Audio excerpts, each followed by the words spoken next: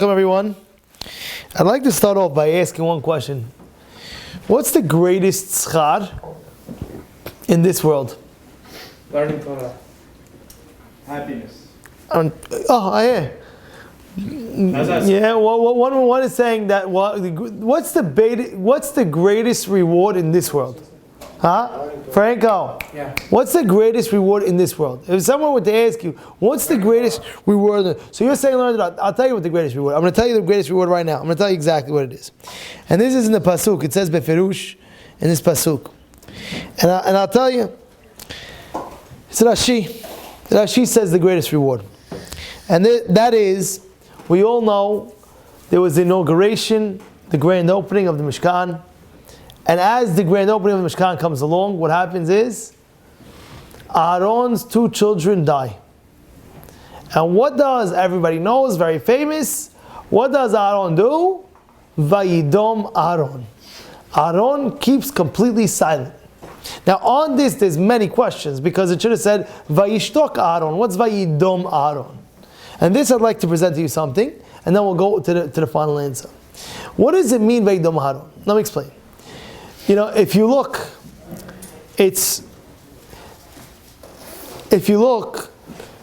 anything a person in his life happens to, chayav adam levarech al hara'a keshem shemavarech al tova.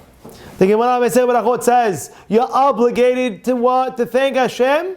Just as you thank Him for the good, you have to thank Him for the bad. And now you'll ask me, what kind of Gemara is that? How is the rabbis teaching us that we're chayav to bless Hashem on the bad, just as on the good? How does that make sense? What's the understanding? Because guess what? Nothing that comes from Hashem is bad, and even the good is the greatest thing. And the Gemara gives an example. So this is an amazing Gemara.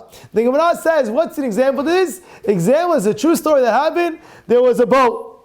And the boat was waiting at a certain time, 3 p.m., the boat's docking, and they're leaving the boat. And what happens is, that day, the guy is running to make the boat, running on the dock, and what happens? He sees the boat, 2:59. All of a sudden, he said, wait!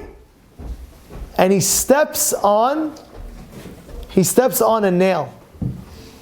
You know, like those splinters that you have like on the deck. He steps on it, he falls, and he's like, Gemara saying the story. And he sees on the dock, he's on the floor, and he sees the boat. He's untying, the guy's untying the rope, and he puts the rope on the thing, and he says, wait. And he says, sorry, we're leaving. Sorry. And what's this guy's reaction now? What do you think the guy's reaction is right now? What do you think his reaction is, Joe? He's devastated. All for the best. All for the best. He's devastated. All of a sudden, as he's waiting, he says, why? And the Gemara said, what happens? He sees the boat, and the boat collapses. The boat, it got into accident. And now he's like, thank you. At the moment, it looks very bad. I got hurt. I missed the boat. No pun intended. I missed the boat. I got hurt. I missed the boat. And guess what? This is what you're supposed to. Wow. And what is the Torah's attitude is? The attitude that you're supposed to have is the greatest thing. Yishtabach Shemo. Thank you, Hashem. That's the greatest of the greats. So if that's the case, why is Aaron, it should say Vayidom Aaron, it should say Aaron was singing Vayismach, like something, not I don't know Vayismach, but what's the reward that Aaron's getting for Vayidom? That's a normal reaction. It's more like, what's the schad? So I'll explain. The answer is like this. The answer is, when when something happens to you, that's your feeling you have to have. You have to have a feeling of what? Of Gamzil Tovah, everything Hashem does is good. However, when it happens to your friend, You're not supposed to go to the guy and tell him, oh, this is the best thing that happened to you. Imagine the guy break his leg. Yeah, that's the best thing that happened to you. A guy gets in a crazy car accident. The Hatzalah is coming. He's on the stretcher. That's the best thing that happened to you. That's not what you're supposed to be doing at that moment. What are you supposed to be doing at that moment? You're supposed to feel compassionate for that person. You're supposed to have a refuah shlema, but it is the best thing. But there's two things going on. There's something that happens to you where you have to believe that this is the best thing to happen, which is true. And there's a second part is where you have to have compassion on your other person that's happening. You have to feel for that person. And now, what is the biggest avelut that a person's sitting? A person passes away, they're sitting shua. What is it? You know what the answer is? The Rav Shlomo Zalman Auerbach says, really, in essence, there's two things. One is you miss the person. The Rambam says that why are we crying for a person? A person died. Why are we crying? He's not dead. We believe 100% that the guy goes to Gan Eden. He's going to the next world. There's a whole world ahead. Either Gehinnom, Gan Eden. He's going to the next world. So why are we crying? Because we're going to miss the person. We're missing him so much. We miss him. But there's another reason, and that reason is, which is the biggest, strongest avilut, is that this person has no more opportunity to do mitzvot. This person has no more opportunity to do anything else to serve Hashem, to get greater in Gan Eden. He has no other opportunity to do another mitzvah. And that, what? When you make barachot for him. Oh, so now you're asking a question. You're saying, oh, what do you mean? He could go up higher because he left people behind. He left his kids, he left his grandkids, or he left things that he donated. So there's things that are working for him. Imagine a guy, he left the world and he donated a whole shul, and therefore every time they're praying it's because of him. Or a person wrote a sefer, or he donated a sefer, so it's because of him. Even though he left the world, he's still getting. Or a person left his kids, or he left students, so he's still getting. The answer is, you're right, he's still getting. However, he himself cannot do another mitzvah, and that's why that's the biggest avilut. That is it. You cannot do another mitzvah. It's impossible. It just doesn't go. And that is the biggest avilut. That is the biggest mourning. That is the biggest sad. When a person, he cannot accomplish any things in his life anymore, that is it. That is the biggest sad that we're feeling. Oh man, the person passed away. Oh man, the Gaon of Vilna, everybody knows when he was passing away, he was holding his seat. He was telling his Talmidim, he was saying, oh my goodness, he was crying. Why are you crying? For a few dollars, I could get such a mitzvah, and now in the next world I can't get the mitzvah. That's what he was crying about. What are you crying about? Because he understands this world is the only time you can do mitzvot. And therefore, what was Aharon's reaction? You have to understand. You ever hear of, there's 4 elements. What is it? Tzomeach, Domem, Tzomeach, Medaber, and Hai. What is Domem? Domem is like a chair.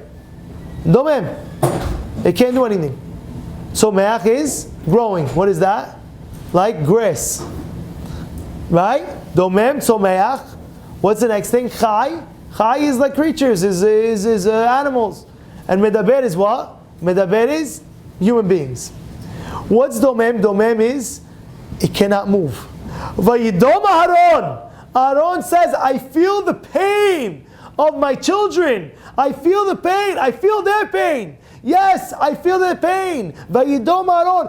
He was saying, why am I Vayidom? Because I know that they cannot do any more Torah and Mitzvot anymore. And that's why Aaron isn't going to go and right now, Vayidom Aaron. He feels the pain of his children. That's Vayidom Aaron.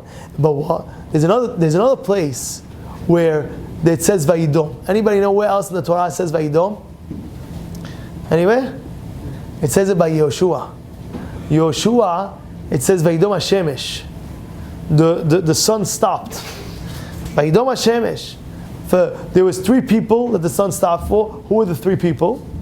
Timon ben Gurion, Yeshua ben Nun, and Moshe Rabbeinu. Those are the 3 people that Hashem made the sun stop for. And now, on that, it says Vayidom HaShemesh. Why does it say Vayidom HaShemesh? It's the only place. Vayidom, the sun comes out every single day. Why over here Vayidom? What's the connection? Vayidom Aharon, Vayidom HaShemesh. A person might think Vayidom means that he was shocked. Aaron was shocked. No, he had full control. Just like the sun was in full control, Hashem controlled the sun to let it stay late longer. So that was full control. So too we're comparing Yoshua, we're comparing Aaron, his reaction to his children, not Vayidom as he was in shock, rather Vayidom in that situation is, Vayidom means, and that's it, he was in his full capacity, knowing 100% what was going on, and what? And he wasn't shocked, he had full control of himself. And even though it happened, but what was the schad? Now that we know that, what was the schad of Aaron? So I'd like to read it to you. Rashi says, Kibel Sachar al Shetikato. He got a reward because of what? Because of his quietness, his shetika. Uma Sachar Kibel. What was the reward of Aaron? Shenit Yached Imo Hadibur. Shne'emra lo levado beparashat shtuya yain. Hashem came to him after that. Let me explain to you something.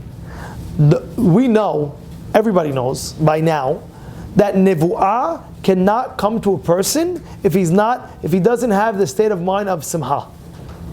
Nevuah cannot come to the person if he doesn't have a state of mind of what? Of simha. Right? Correct? Yes or no? That's it.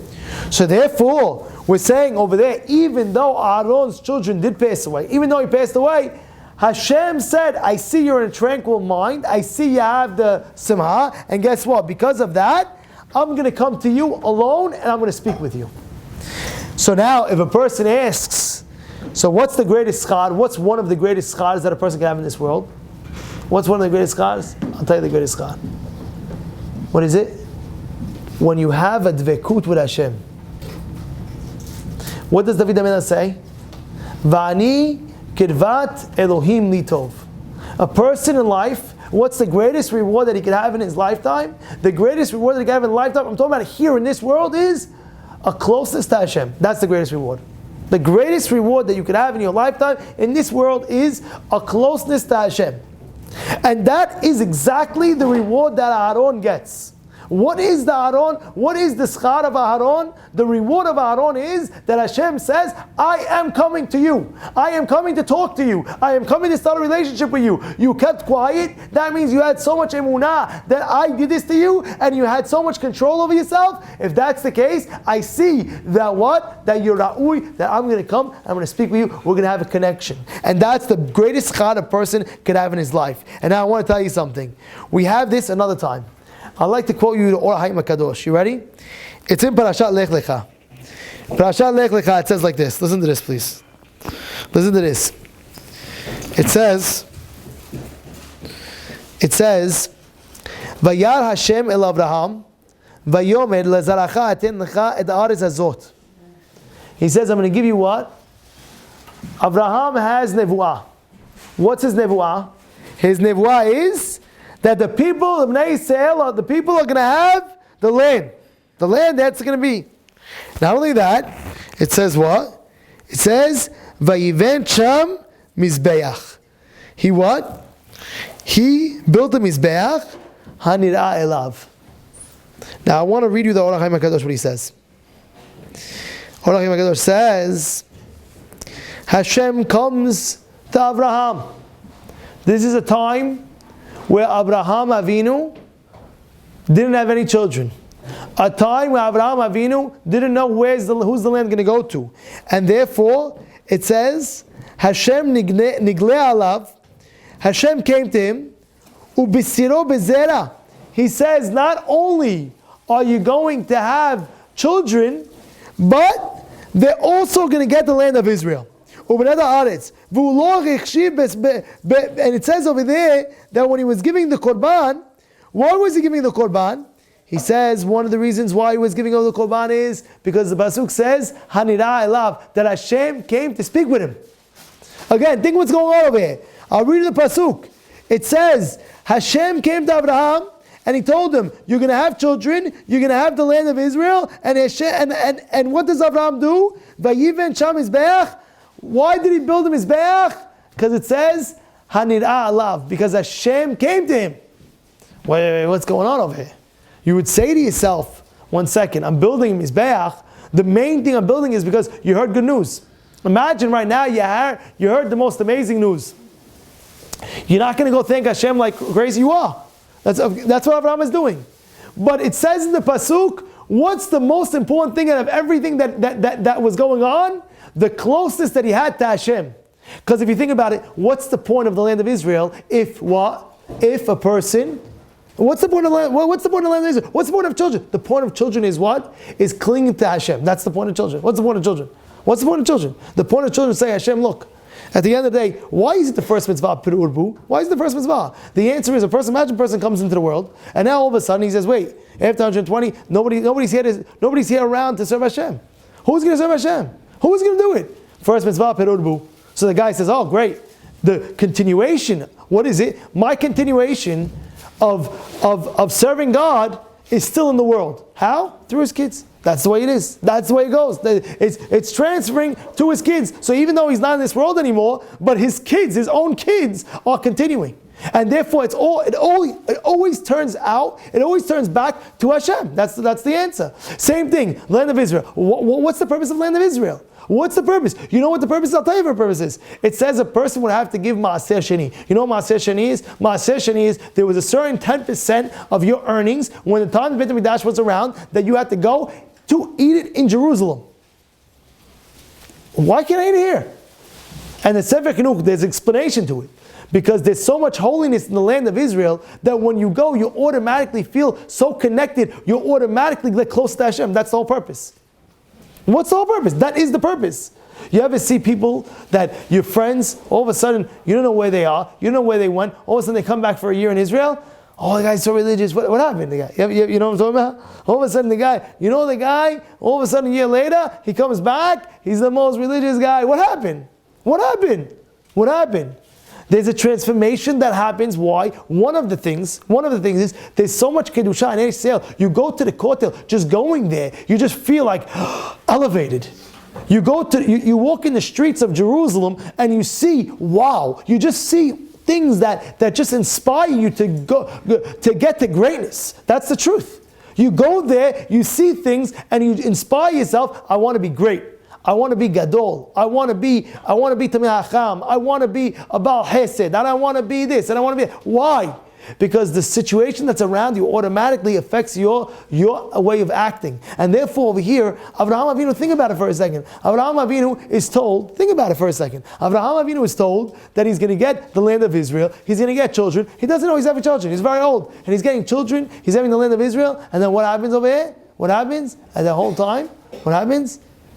What is he getting? He says, Hashem came to see me, came to talk to me, came to be with me. If that's the case, what happens over here? He says, I'm going to give that reward, that essence. Is that a clear point that we're saying over here? You have to understand that very clearly. And that's really what it is, really. Here, he says, the minay chafilu echad, and now you're going to say, so how do you cling to Hashem the most? How do you cling to Hashem the most? I'll read it to you. Mesech Berachot says, "Uminayin she'afilu echad sheyoshev ve'osek b'torah." If a person is sitting down and learning, Shekhinah is with him, because he says, "Beko makom asher askir et shemi." Anytime you mention God's name in the situation of learning, avo elecha u'barachticha. I'll come to you and I'll bless you. And it says, "Kol hayoshev ve'shoneh." Anybody who sits and learns, Hakadosh Baruch Hu shoneh kenegdo. Hashem sits and learns with you. That means when you're opening up any sefer you could imagine, Homash, Tanakh, Gemara, Mishnah, anything that you can imagine, if you're doing it, you should just know right away the Shekhinah is sitting with you. Guaranteed. And that's what it says over here. It says, anytime, Kol Yoshev shoneh kenegdo, Shekadosh Baruch Hu melamed Torah l'amo Yisrael, and that's what it's saying over here. That's why Avraham Avinu, even though he heard the good news, what is he giving them his mizbeach for? What is he doing that? What is the main ikad for? The main ikad is what? Is one thing. That Hashem came to me and talked to me. This is the greatest pleasure in this world. More than any other pleasure. And the purpose, everything that we have, is to that. And if you look at the Rambam, when he speaks about Avad Hashem, the Rambam says, Avad Hashem, what is Avad Hashem? You should be crazy in love with Hashem. That's what he writes. What does it mean, crazy in love with Hashem? You should always be thinking about Him all the time. Rabbi Victor Miller, by the way, when you would talk to him, he would stop and he would say, wait. Okay, I continue talking to you. Well, why'd you just do that? He says, because when I'm talking to you, I never stop thinking about Hashem. But sometimes when I'm talking too long with you, I might forget about Hashem. I have to stop and I have to think about Hashem. Rav Chaskel Abramsky, one time he was in Shiur, and he took his 2 fingers. He says, I heard this from my Rabbi Mordechai Lamed said this. He said he took his 2 fingers, and he went like this with his 2 fingers. You see my 2 fingers? See? You see these 2 fingers? You see how close these 2 fingers are? He says, I'm closer to Hashem than my fingers are as close to my fingers. How could it be? How could it be? Tell me, how could it be? Because 24/7, you have to be thinking about Hashem 24/7. He is everything to us. He is everything to us. Everything and everything and everything. And that's, we have to have something called the love of Hashem. You know, when you see David HaMelech, how was he able to survive what he went through? You know what David went through? His kids were running after him. His father wanted to kill him in the beginning. And then his own children wanted to kill him. Imagine a person's father trying to kill him. Imagine a person's own kid is coming to kill him. Not once, twice. It's wild. You say to yourself, what's going on? How he had to run away. How he had to hide. How was he able to survive so much? You know what he did? Achat sha'alti met Hashem ota vakesh. Shifti b'vet Hashem kol mehayai. That's what he wanted. He says, Achat sha'alti met Hashem. One thing I asked from God is one thing. What? Shifti b'vet Hashem. Let me be with you. That's it. Let me sit with you. If you have God with you 24/7, you could endure anything in the world. There's no such thing that you can't endure, because what? You have Hashem with you. You have Hashem with you. You know, I remember we had a guy over here one time, and he was saying he became very successful many years after he came. He came from a different country, and he said, it was shocking in the shul at the time, because he's like, I used to work for that guy. So wait one second, you see a guy who has a great success, and also you say, you work for that? I was like, wait, when did you work for that? You know what he tells me? He said, when I first came, I was a worker like everybody else. And Hashem touched me, and I was blessed like crazy with all good. That's it. One touch from Hashem. But guess what? Hashem always touching us. Hashem's always touching us. Hashem knows what's best for us. Hashem knows what's good for us. Nobody knows what's good for us except Hashem. And I always say this. If you know that Hashem loves you more than you love yourself, you'll be happy with everything that happens. You'll be happy with everything that happens. If you know, if you're ever in a situation, I'll tell you like this. You come home, dinner's not ready. Your wife says, come home, dinner's ready. You go home, dinner's not ready. Ever happened to anybody? Huh? Ever happened to you? You call up, happened to you, huh? Happened to you, huh? Okay, good. What happens? Your wife tells you, by the way, she asks you, what time are you coming home? What time are you coming home? I'm coming home 7 p.m. Oh, yes, 7, great. What happens? 7 o'clock comes. Okay, you're rushing home. 7 o'clock comes. Where's the dinner? I'm sorry, I had to do an errand and this, that, but you told me you have dinner ready. Your dinner's going to be ready. So now you could go make a whole fuss out of everything, or just say, you know what? I'm going to shut my mouth. Think about it. Aaron's kids die, and he shut his mouth. What do we do? What do I do? What does this person do? He comes home and the dinner's not ready. What's going on? He told me it's ready there. You're making a fuss over dinner? Over dinner? Your wife picked you up late. She's supposed to pick you up. She told you you're on the train, whatever it is. Oh yeah, and it's raining outside. It's pouring outside. You have no umbrella. You have no umbrella, and you have a brand new suit and everything like that. And you went to Pesach Shah, wherever you went. All of a sudden, your wife says, okay, what time are you there? 7 o'clock. All right, I'll be there 7 o'clock. No problem, I'll be there 7 o'clock. You get there 7 o'clock, she's not there, now you're sopping wet. I want to know, are you going to go scream at your wife or not?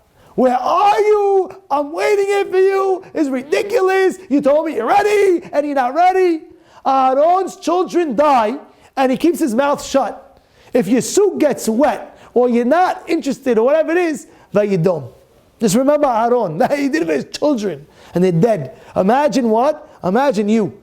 Imagine you. Imagine the reward that you will get. And it's not easy.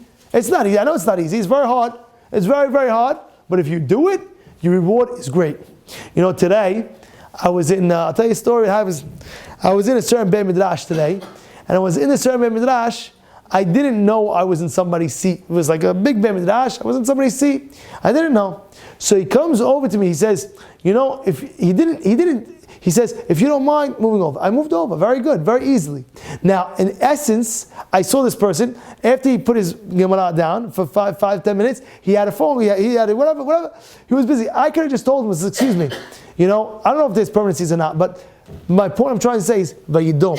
Sometimes in life, you keep your mouth shut. You keep your mouth shut, you'll see the crazy reward that awaits you. You keep your mouth shut, the amount of reward that comes to you, that is, it's like you say, how could that be? I told you, everybody knows the famous story with Rebbetzin Kanievsky, right? Where a lady came and she didn't have kids, and she came to Rebbetzin Kanievsky and she asked her for kids, and she says, listen, Kol habolem piv v'shat meriva, tola aretz al belima. What does that mean? Anybody that holds back himself at a time of fight, at a time of fighting, he holds himself back. He's holding, in a way, he's holding up the world. He's holding up the world. And she said, Rabbi Yosef told this lady, listen, if you want, have a beracha, I'll tell you what you do. You go into a wedding, this is what happens. She says, get a beracha from somebody that's going to hold himself back and not answer back. And there was a wedding. It's a famous story. There was a wedding, and after a wedding was 3 weeks later. This lady with no children went to this wedding, and she saw that there was another lady sitting down, and by accident, it slipped her plate, and the sauce of the plate went on this lady's dress. And the lady starts screaming, "What's wrong with you? You don't see where you're going. I don't understand you. What are you thinking?" And this lady is about to answer this other lady back. And the lady that doesn't have children walks up to her and says, "Stop. Don't answer her back. I know you can answer her back. Don't answer her back. Keep your mouth shut. Keep your mouth shut. And give me beracha." They gave me beracha. Story goes, within that year, this lady gave birth to a child. Why? Because the reward is so great, it's unfathomable what kind of reward a person gets when he's in a situation where he could answer back. And by the way, it's extremely hard. You know what's great? Because there's going to be a test for you, 100%. Maybe not right after this, maybe a week now, but I guarantee you 100,000,000%, mark it 100%, you heard it here first. There's going to be a test for you where you're going to want to answer somebody so badly, and you're going to hold yourself back. That's going to be the greatest reward for you. But it's going to happen because now you know you want to say something, you want to go out, you want to just go crazy, you want to just scream it, you want to go wild, you want to this, you want to that, but you hold yourself back. The reward is tremendous. Aharon HaKohen, he held himself back. Vayidom Aharon. What does it mean? Vayidom Aharon. Vayidom Aharon was what? Was domem. He was full control. He was full control, and yet it says that what? That Baruch Hashem, everything was good.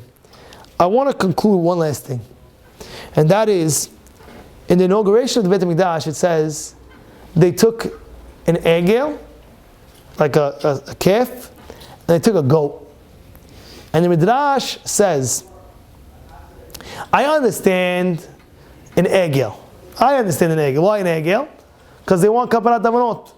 What are you going to have? How are you going to kaparat davanot? They did had the egel, so they're going to sacrifice an egel. But why a goat? Why a goat?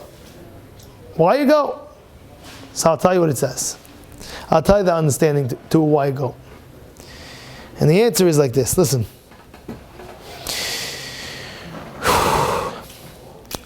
The reason why a goat is, what happened to Yosef's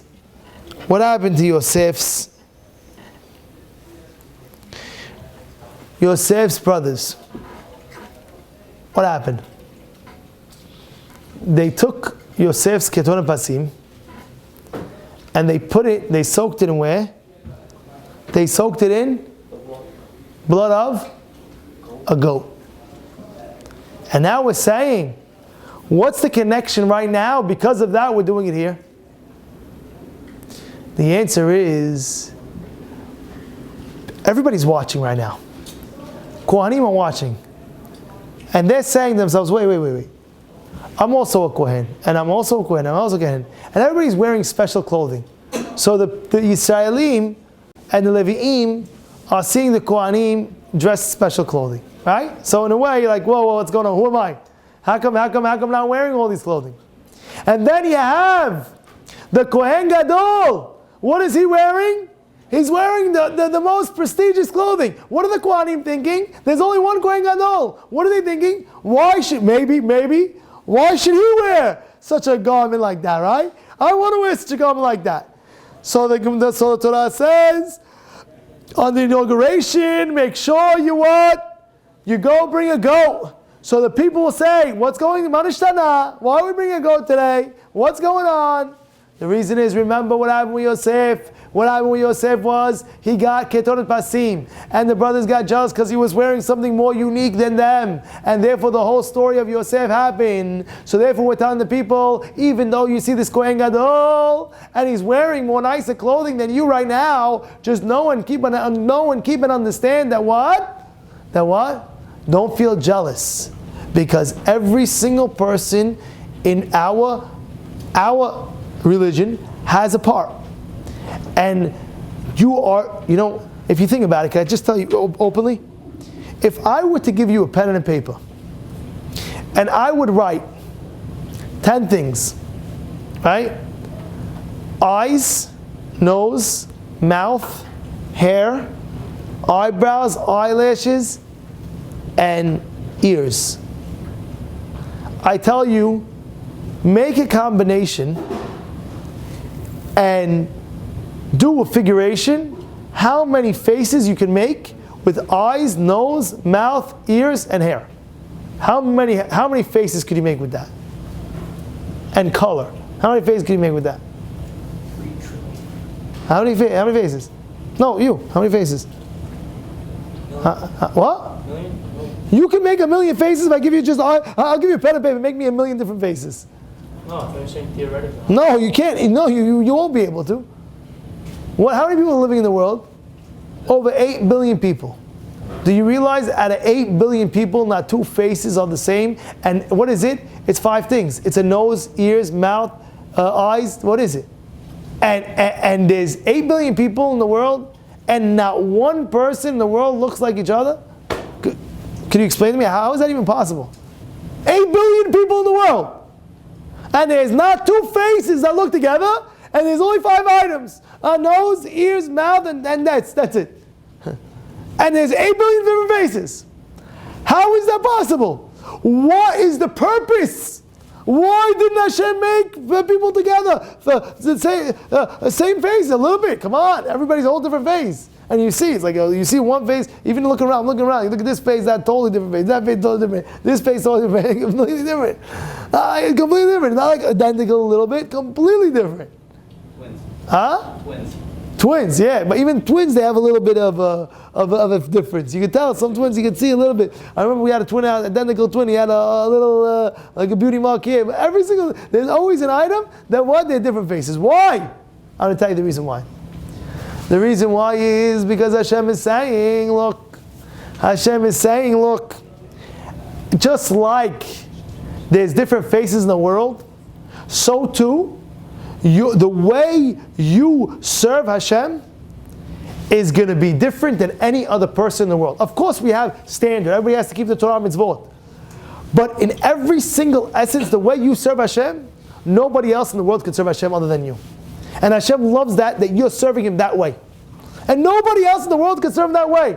And you have to go with that way. You're doing good. You're serving Hashem. Nobody else. I'll give you an example. You have an orchestra, right? You have an orchestra. How many piece orchestra? 500-piece band of orchestra. One time I saw a 500-piece band. Something crazy all around. They had a whole all around and you look at it, and you see a guy with a flute, you see a guy with a guitar, you see a guy with a violin, you see a guy with this, you see a guy with that, you see a guy with all these different things, right? And then you see one guy in the corner. What does he have?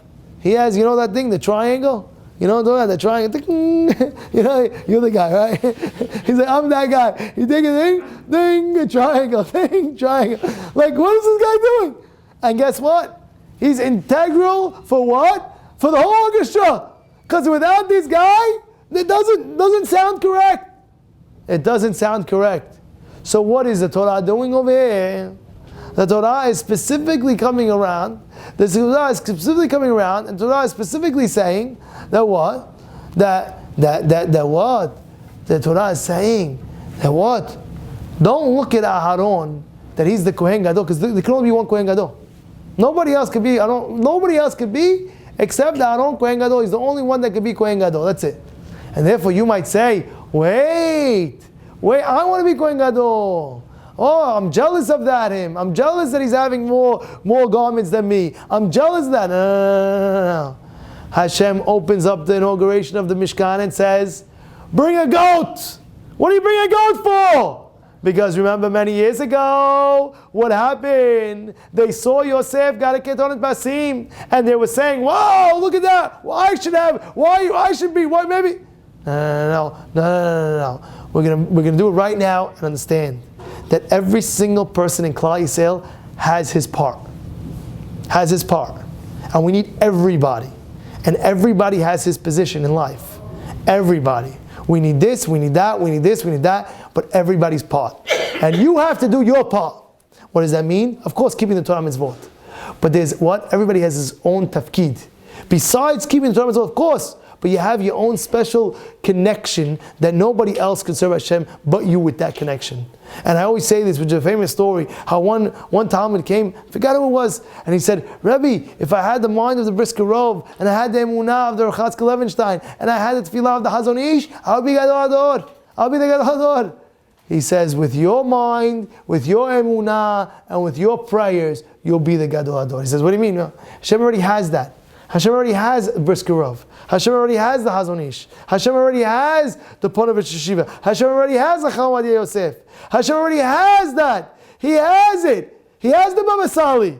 He wants you. He wants you.